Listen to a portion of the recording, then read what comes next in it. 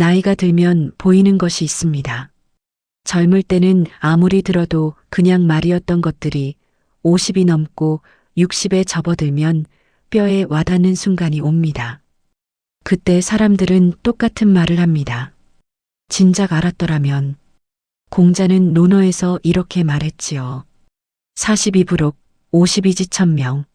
마흔에 흔들리지 않고 쉰에 하늘의 뜻을 안다. 그런데 솔직히 말씀드리면 마흔에 흔들리지 않는 사람이 얼마나 되겠습니까? 쉰에도 여전히 내 삶이 이게 맞나 싶은 날이 있지요. 공자도 그걸 알았을 겁니다. 그래서 기준을 세워둔 게 아닐까 싶습니다.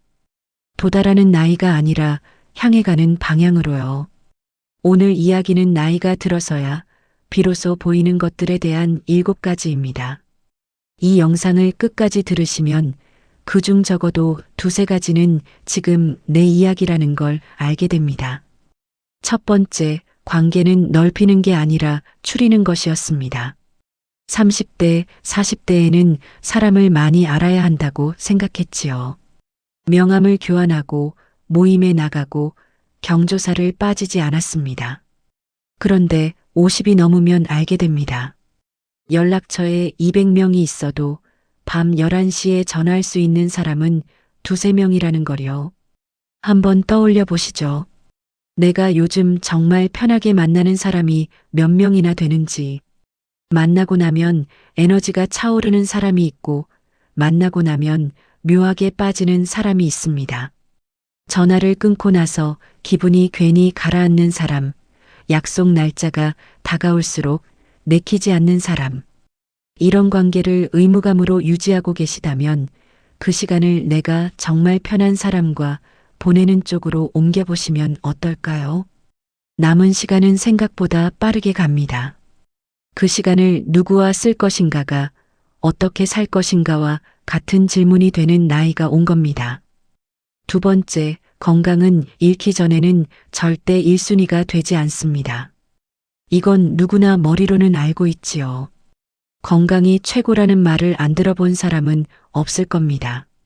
그런데 왜 실천이 안 되느냐? 아프기 전에는 몸이 보내는 신호를 무시하기 때문입니다. 무릎이 시큰거려도 참고 소화가 안 되어도 약으로 넘기고 눈이 침침해도 나이 탓이려니 합니다. 그러다가 병원에서 숫자 하나를 듣는 순간 세상이 달라집니다. 한국건강증진개발원 조사에 따르면 50대 이상의 건강검진 수검률은 약 74%인데 가중 결과를 받고 실제로 생활습관을 바꾸는 비율은 30%가 채 안 된다고 합니다. 검진은 받지만 바꾸지는 않는다는 거지요. 이 부분에서 뜨끔하신 분이 계실 수 있습니다. 괜찮습니다. 지금부터라도 한 가지만 바꾸면 됩니다. 거창한 운동이 아니어도 됩니다. 엘리베이터 대신 계단 2층, 식후에 15분 걷기. 그 정도면 이미 시작된 겁니다. 세 번째, 자존심과 자존감은 전혀 다른 것이었습니다. 이 둘을 구분하게 되는데 20년 이상 걸리는 사람도 많습니다. 자존심은 남에게 지지 않으려는 마음이고 자존감은 남과 비교하지 않아도 나를 괜찮다고 느끼는 마음입니다. 젊을 때는 자존심이 강한 게 당연했지요. 그런데 나이가 들면 자존심 때문에 고개를 숙이지 못해서 관계가 끊어지는 일이 생깁니다. 배우자에게 미안하다는 말 한마디를 못해서 10년을 냉랭하게 사는 사람이 있고 자식에게 서운하다는 말을 못 꺼내서 혼자 속으로 사귀는 사람이 있습니다. 혹시 지금 자존심 때문에 꺼내지 못하고 있는 말이 있지는 않으신지요? 자존심을 내려놓는 건 지는 게 아닙니다. 자존감이 충분한 사람만 할 수 있는 일입니다. 여기서 한 가지 이야기를 더하고 넘어가겠습니다.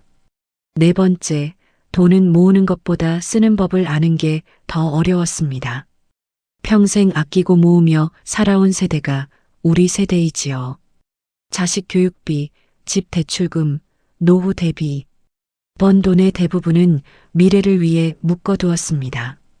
그런데 정작 그 미래가 와버린 지금 돈을 쓸 줄 모르는 분이 많습니다. 자식에게 쓰는 건 아깝지 않은데 나를 위해 10,000원짜리 커피를 사는 건 사치라고 느끼는 마음.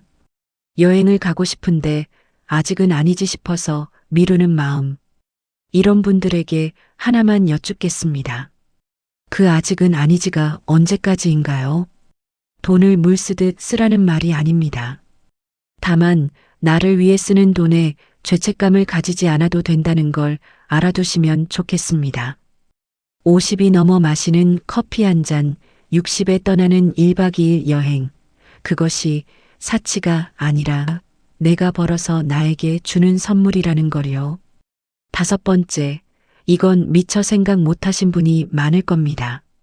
용서는 상대를 위한 것이 아니라 나를 위한 것이었습니다. 오래 묵혀둔 원망이 있는 분이 계실 겁니다. 형제간 재산 문제, 직장에서의 배신, 친구의 뒤통수. 10년이 지나도 떠올리면 속이 뒤집어지는 기억이 있지요. 그런데 그 원망을 품고 있는 동안 상대는 아무렇지 않게 잘 살고 있는 경우가 대부분입니다. 내 속만 타들어가고 있는 거지요. 미국 스탠포드 대학의 용서 프로젝트 연구에서 흥미로운 결과가 있었습니다.